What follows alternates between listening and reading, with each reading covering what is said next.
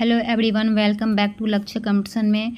दोस्तों, आज की वीडियो में हम कवर करने वाले हैं टेढ़िया बिहार तथ्य संग्रह का बुक। आज की वीडियो में हम बिहार के इतिहास को पढ़ेंगे। बिहार सामान्य परिचय का वीडियो अपलोड हो चुका है। प्राचीन बिहार का भी वीडियो अपलोड हो चुका है। मध्यकालीन बिहार का भी हो चुका है। आज हम पढ़ेंगे आधुनिक बिहार के बारे में।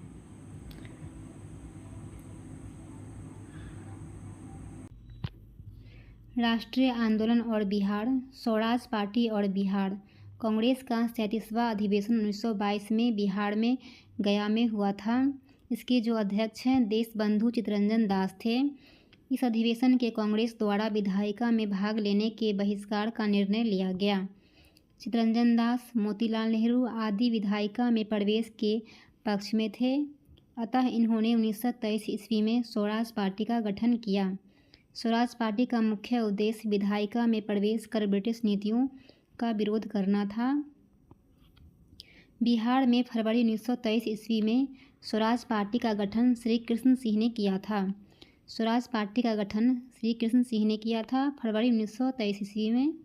बिहार में स्वराज पार्टी के प्रथम अध्यक्ष श्री नारायण प्रसाद एवं सचिव अब्दुल बारी थे। साइमन कमीशन और बिहार। साइमन कमीशन में एक भी भारतीय सदस्य नहीं होने के कारण भारत में इसके आगमन पर विरोध का निर्णय लिया गया। 1928 ईस्वी में साइमन कमीशन का भारत में आगमन हुआ। यह आयोग भारत में मॉन्टेग्यू चेम्सफोर्ड सुधारों 1919 ईस्वी की जांच के उद्देश्य में आया था।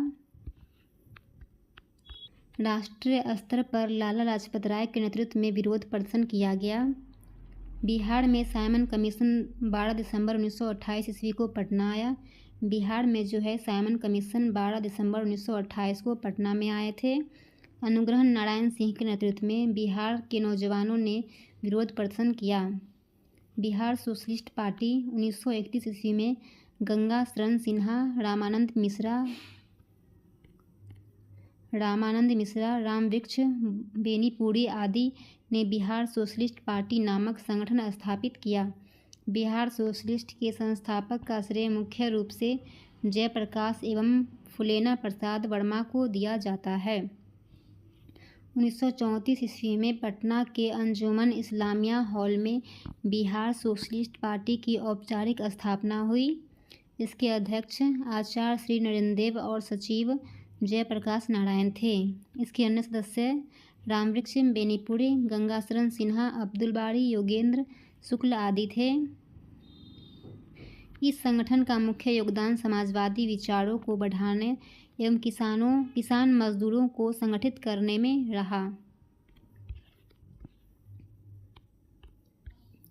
सविनय अवज्ञा आंदोलन और बिहार। कांग्रेस के लाहौर अधिवेशन 1929 में पूर्ण स्वराज के साथ सविनय अवज्ञा आंदोलन का प्रस्ताव पारित हुआ।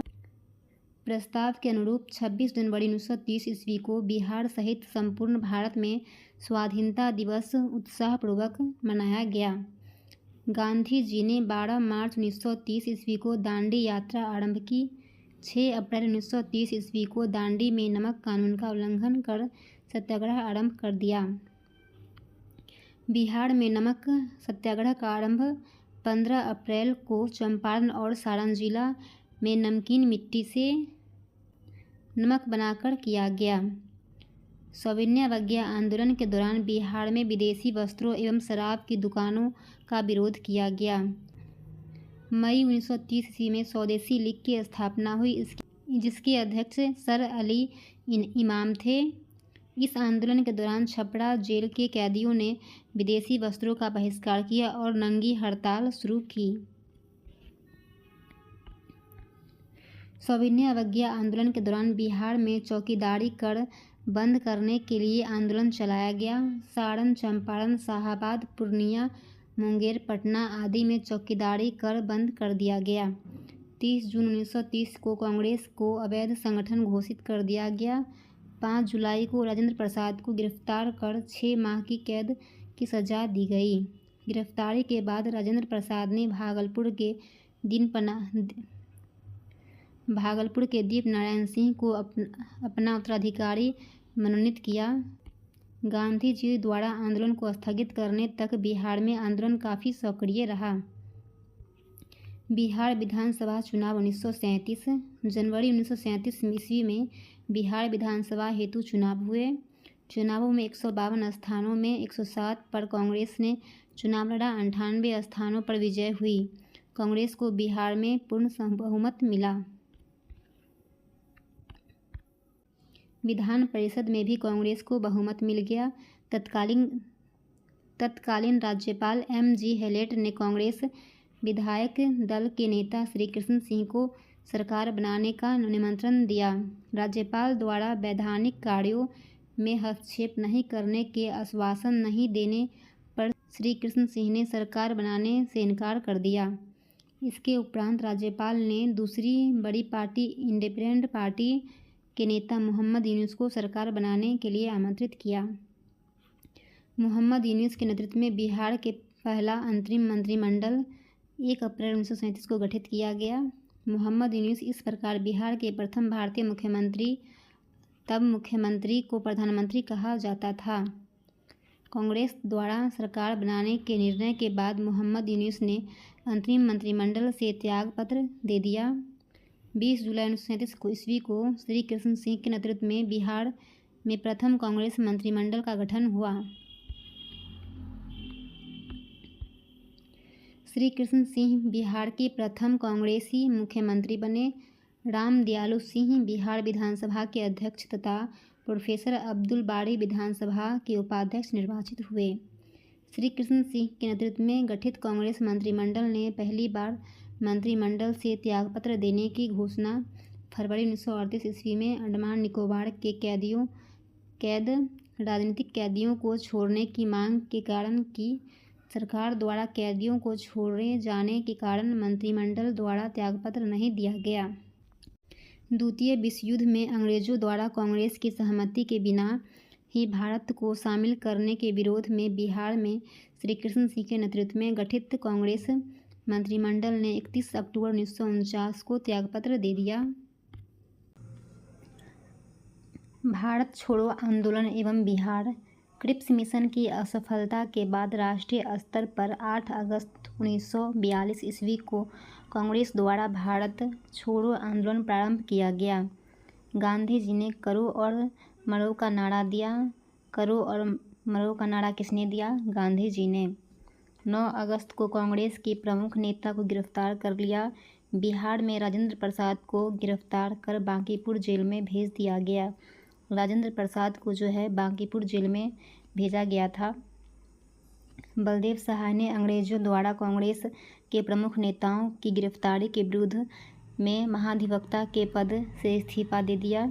11 अगस्त 1942 ईस्वी को बिहार के विद्यार्थियों ने सचिवालय भवन के सामने जुलूस के साथ मुख्य इमारत पर झंडा फहराने का प्रयास किया। पटना के तत्कालीन जिलाधिकारी W.G. आर्चर के आदेश पर पुलिस ने गोलियां चलाई। 7 छात्र गोलीकांड में शहीद हो गए तथा अनेक छात्र गंभीर रूप से घायल हुए। उमाकांत सिन्हा, रामानंद सिंह, सतीश प्रसाद झा, राजेंद्र प्रसाद, राम गोविंद सिंह, देवीपत चौधरी एवं जगपति कुमार इस गोलीकांड में शहीद हुए थे। स्वतंत्रता प्राप्ति के बाद सचिवालय के सामने 7 शहीद स्मारक स्थापित किया गया। इसका शिलान्यास बिहार के प्रथम राज्यपाल जयरामदास दौलतराम ने किया। बिहार के प्रथम राज्यपाल कौन थे? जयरामदास दौलतराम। जबकि औपचारिक अनावरण देश के प्रथम राष्ट्रपति डॉक्टर राजेंद्र प्रसाद ने 1956 ईस्वी में किया।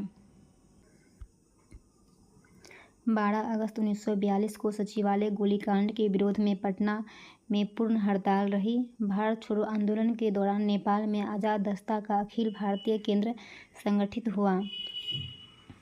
इसका गठन सरकार के विरुद्ध तोड़फोड़ की कार्रवाई, संचार साधनों को नष्ट करने आदि के उद्देश्य से किया गया।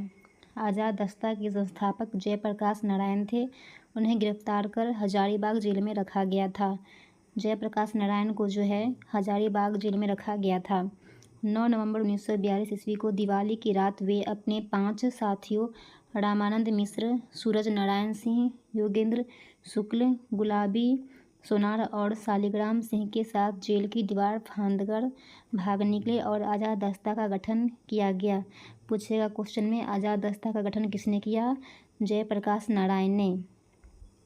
नेपाल में आज़ाद दस्ता का प्रशिक्षण शिविर राजविलास जंगल में गठित हुआ। इसमें बिहार के युवाओं को छापामार युद्ध एवं अग्नि अस्त्रों को चलाने की शिक्षा दी गई। इसके निदेशक सरदार नित्यानंद सिंह थे। आज़ाद दस्ता में जयप्रकाश नारायण के साथ राम मनोहर लोहिया, अरुणा, आसफ अली, सूरज नारायण सिंह, योगेंद्र शुक्ल, रामानंद मिश्र, अच्युत पटवर्धन आदि समाजवादी नेता थे। आज़ाद दस्ता के रेडियो प्रचार का दायित्व राम मनोहर लोहिया पर थी। 1943 ईस्वी के मध्य तक सभी प्रमुख नेताओं को गिरफ्तार कर लिया गया, अतः आज़ाद दस्ता का प्रयास शिथिल पड़ गया। भारत छोड़ो आंदोलन के दौरान बिहार के छात्रों ने ट्रेन पर कब्जा कर स्वराज ट्रेन नाम से चलाया। सिवान में थाने पर राष्ट्रीय झंडा फहराने की कोशिश में फुलेना प्रसाद श्रीवास्तव पुलिस की गोलियों के शिकार हो गए। भारत छोड़ो आंदोलन में बिहार का मुख्य केंद्र गांधी मैदान था। भारत छोड़ो आंदोलन में बिहार का मुख्य केंद्र जो है गांधी मैदान था। 1942 ईस्वी का इसका नाम पटना लॉन्च था। बाद में 1948 ईस्वी में इसका नाम गांधी मैदान रखा गया। भारत छोड़ो आंदोलन में बिहार में 15,000 से अधिक व्यक्ति बंदी बनाए गए। 8,783 को सजा हुई, 134 शहीद हुए और 362 व्यक्ति घायल हुए। पृथक बिहार राज्य का गठन। पृथक बिहार राज्य के गठन का श्रेय सच्चिदानंद सिन्हा को जाता है। उन्होंने महेश नारायण, श्री कृष्ण सहाय एवं नंद किशोर लाल के साथ मिलकर 1894 ईस्वी में पटना में बिहार टाइम्स, बिहार समाचार पत्र निकालना प्रारंभ किया था। बिहार टाइम्स के मुख्य संपादक महेश नारायण थे। इस समाचार पत्र ने पृथक बिहार राज्य के गठन में महत्वपूर्ण भूमिका निभाई। 1908 ईस्वी में बिहार प्रदेश कांग्रेस कमेटी का गठन हुआ। बिहार प्रदेश कांग्रेस कमेटी के प्रथम अध्यक्ष अली हसन इमाम थे। बिहार प्रादेशिक सम्मेलन का प्रथम अधिवेशन 1908 ईस्वी में पटना में हुआ। इसमें पृथक बिहार के निर्माण की मांग को सर्वसम्मति से पारित किया गया। इसका दूसरा अधिवेशन 1909 ईस्वी में भागलपुर में हुआ। इसमें पुनः पृथक बिहार की मांग दोहराई गई।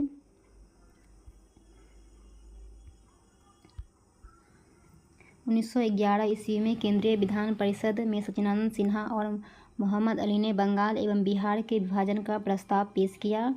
12 दिसंबर 1911 ईस्वी को दिल्ली में आयोजित शाही दरबार में बिहार और उड़ीसा के क्षेत्रों को बंगाल से पृथक कर नए प्रांत के रूप में गठन की घोषणा की गई। आधुनिक बिहार से जुड़े अन्य तथ्य। 1937 ईस्वी में मोहम्मद अली जिन्ना ने बिहार का भ्रमण कर मुस्लिम लीग का प्रचार प्रसार किया। 1938 ईस्वी में अब्दुल कयूम अंसारी ने मोमी कांग्रेस की स्थापना की। उन्होंने कांग्रेस के प्रति स्वभावभक्त रहते हुए बिहार में मुस्लिम लीग के प्रभाव को कम करने का प्रयास किया। 1938 में आदिवासी महासभा का गठन हुआ। इसके अध्यक्ष थियोडोर सुरीन थे। कालांतर में इसके प्रभावशाली नेता राम जयपाल सिंह हुए।